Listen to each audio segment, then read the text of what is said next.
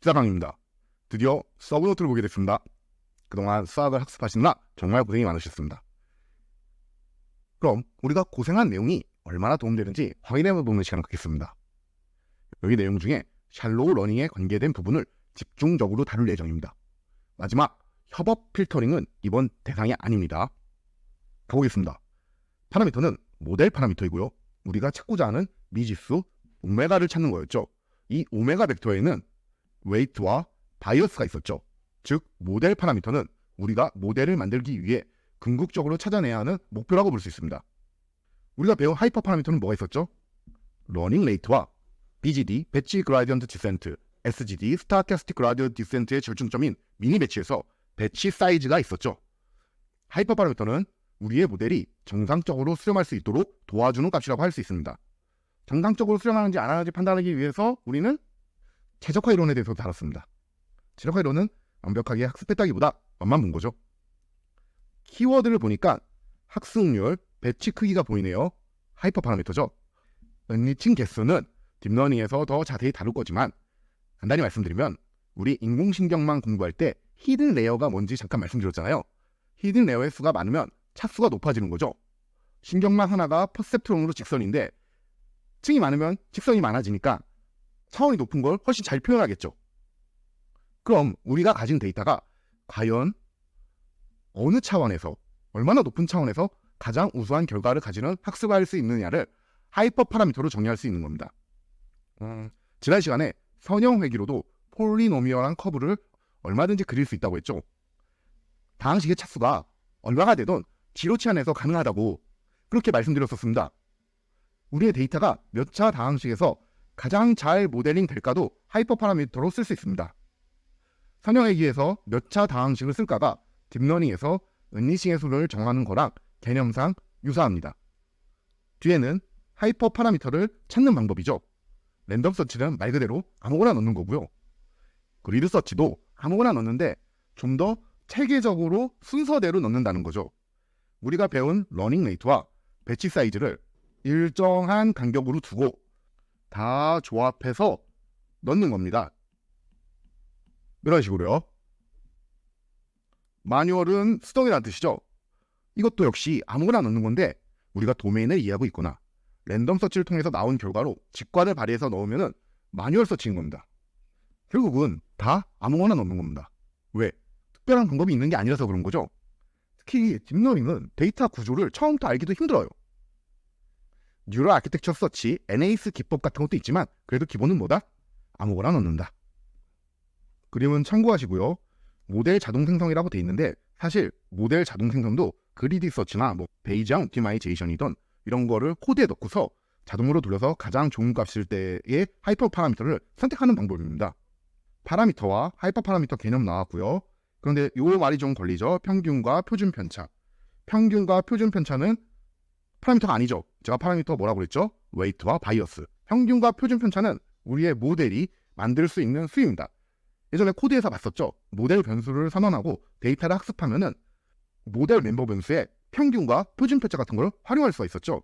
그래서 모델의 멤버 변수 중에 하나지 파라미터, 모델 파라미터는 아니라는 겁니다. 다음 페이지를 보시면 기울기 소실 문제 해결이라는 말이 있는데 이것도 논란의 여지가 있죠. 기울기 소실 문제를 해결하는데 도움이 된다 정도가 더 적절할 것 같습니다. 이거는 나중에 딥러닝에서 기울기 소실 문제에서 다룰 때 더 자세하게 설명드리도록 하겠습니다. 그래서 모델이 잘 수렴하게 하니까 정확성을 향상시키고요. 퍼셉트론 모델 반영, 이거는 제가 무슨 소리인지는 잘 모르겠습니다. 오토 ML 적용, 오토 ML에 하이퍼 파라미터를 자동으로 찾을 수 있게 적용했다는 뜻 같습니다. 제 추론이고 정확하게는 잘 모르겠습니다. 다음 페이지 보겠습니다. 파라미터의 개념에 대해서 다시 말해내요. 주어진 데이터로부터 학습을 통해 모델 내부에서 결정되는 변수. 네, 맞죠? 이게 뭐라고 그랬죠? 웨이트와 바이어스라고 했죠. 평균과 표준 편차는 아니죠. 하이퍼 파라미터는요, 최적의 모델링을 위해 사용자가 직접 설정해주는 변수. 네, 사용자가 설정할 수도 있고요. 그리디 서치를 코딩화해서 코드로 찾을 수도 있죠. 사실 코드로 찾는 것도 사용자가 어느 정도 설정한다고 봐도 무방할 것 같습니다. 네, 개념도에서는 가중치 평양이라고 정확하게 표시를 했습니다.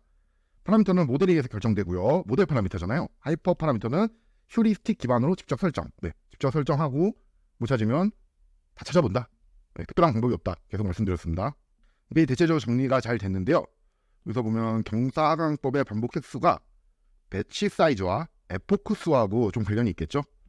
그리고 활성화 함수 자체가 하이퍼 파라미터인 거는 조금 이상한 것 같아요. 우리가 어떤 활성화 함수를 쓸지 선택할 수 있고, 활성화 함수가 하이퍼 파라미터처럼 모델의 성능에 영향을 미치지만 활성화 함수의 값을 조정하지는 못한다는 점에서 하이퍼 파라미터와 다릅니다. 크로스 밸리데이션은 결국 학습을 여러 번 한다는 얘기니까 학습 여러 번 하면서 하이퍼 파라미터를 조정할 수 있다는 얘기입니다. 하지만 하이퍼 파라미터 튜닝을 위해 크로스 밸리데이션을 한다는 건 좀 부족한 설명이죠. 하이퍼 파라미터 튜닝은 크로스 밸리데이션의 목적 중 하나일 뿐입니다. 여기는 이미 설명드렸죠. 베이지안 최적화에 대해서만 설명은 안 드렸는데 이건 아직 우리가 이해할 수가 없는 거예요. 곧 확률을 공부하고 선형회귀 모델의 오메가를 구해볼 건데 다이렉트 솔루션하고 정확히 같은 값이 나오거든요. 그리고 가우시안도 할 거예요. 그 이후에 이해하실 수 있으니까 지금은 그냥 넘어가시면 됩니다. 기울기 소실 문제도 여기 역전파, 백프로파게이션과 관계된 겁니다. 딥러닝이라는 얘기죠. 아직 몰라도 됩니다. 곧 로지스틱 리그레션을 공부하면서 시그모이드를 배울 건데 활성화 함수로 시그모이드를 쓰면 베니싱 그라디언트 프로블럼이 있다. 시그모이드를 계속 미분하면 값이 작아지는 특성이 있어서 그렇습니다. 지금은 이해 안 가셔도 그냥 넘어가시면 됩니다. 최적화는 우리가 맛을 봤습니다.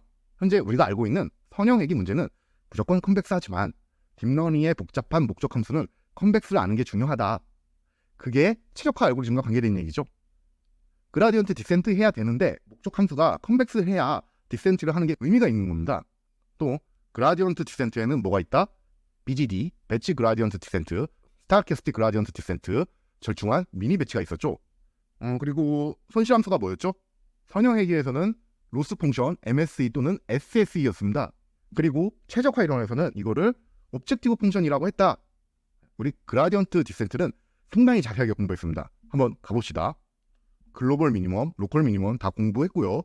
등고면에 수직한 방향으로 그라디언트가 내려간다. 앞에 마이너스 붙여서 그라디언트를 내려가게 만들었죠. 즉 디센트하게 만들어줬습니다. 왜?